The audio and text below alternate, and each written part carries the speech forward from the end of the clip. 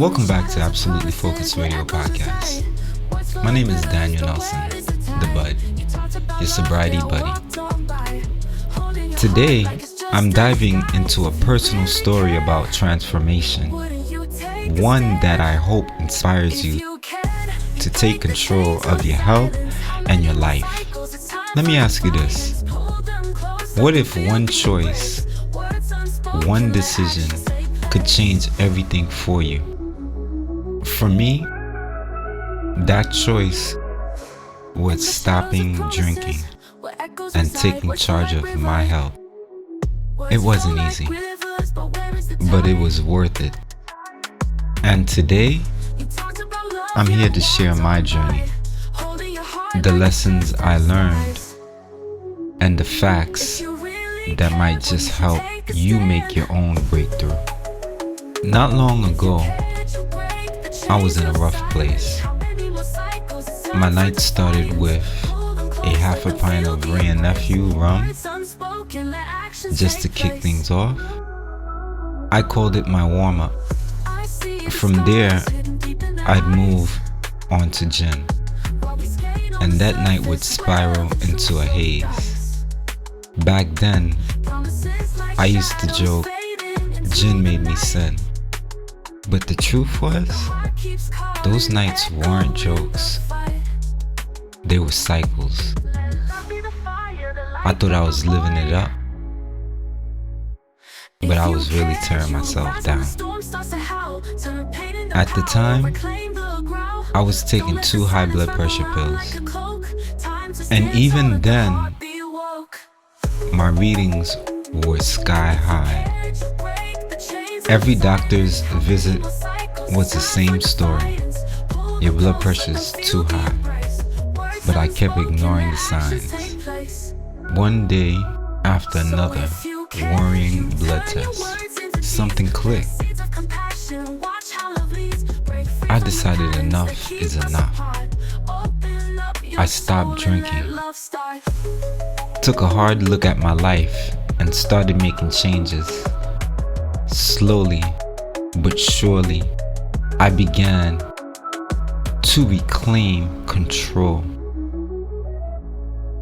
Fast forward a year, I went back for another checkup, expecting the same old results. But this time, the doctor walked in stunned. She asked me, "What did you do?"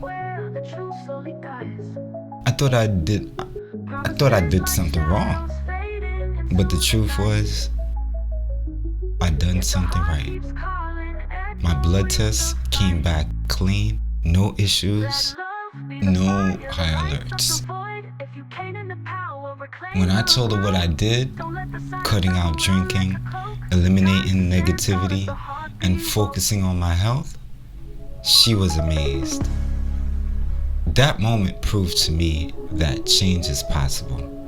It's not always easy, but it's always worth it.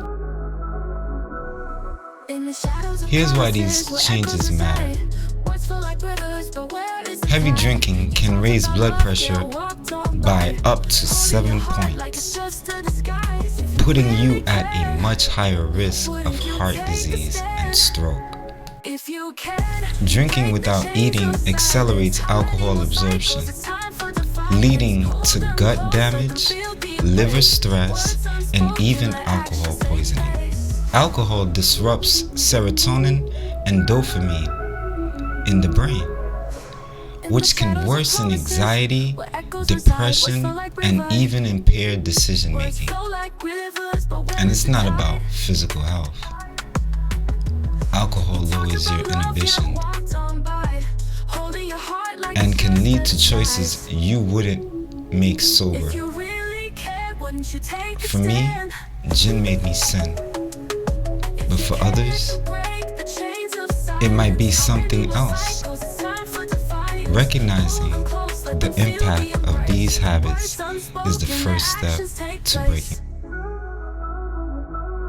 One of the most surprising things I discovered during my journey was how people responded when I started to share my story. Sure, some were genuinely supportive, but others, they were full of stool. What I call FOS support. These are the ones who pretend to cheer you on, but when you open up, they start questioning or even dismissing your experience. You tell them about the nights you drank too much, the wake-up call that changed everything, and they say, "Really? Was it that bad? Are you sure that's how it happened?" They tried to re-narrate your story, minimize it, or act like you're exaggerating. And let me tell you, that's frustrating. I remember one time when I shared my story and someone straight up laughed. They said, "You're being dramatic. It wasn't that serious." I'll admit,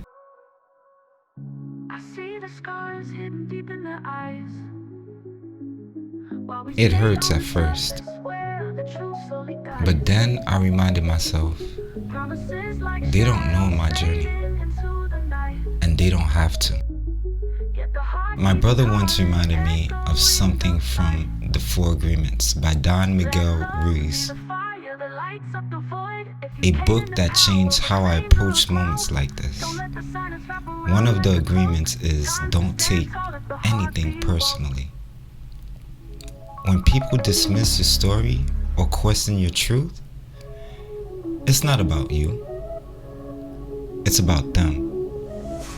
Their reaction comes from their perspective, their insecurities, or their inability to face their own truths.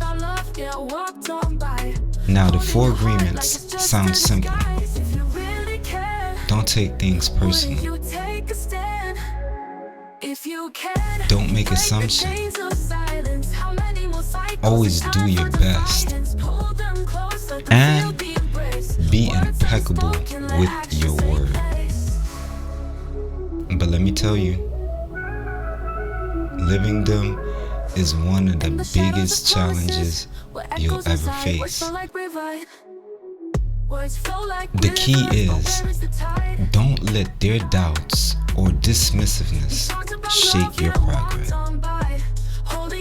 You don't owe anyone an explanation for the steps you're taking to grow. And for those listening, let's flip this. Think about how you react when someone shares their story. Are you truly listening?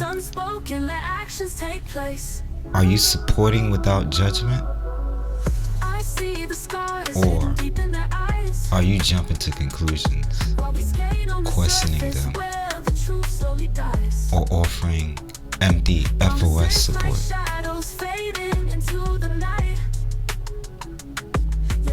Let's all strive to be the kind of people who lift others up, not tear them down. Real support is about being present, listening without judgment, and encouraging others to keep going. So if you're listening, and if you've been met with the kind of FOS support, know this: your story matters. Your growth is real, and you don't need to justify it to anyone. I'll be here as your sobriety buddy to guide and encourage you. But the strength is already within you. It's not always easy, but you got this. Keep going.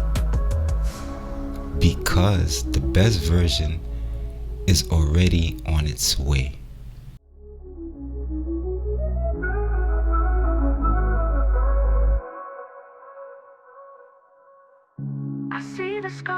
hidden deep in their eyes, while we skate on the surface where the truth slowly dies.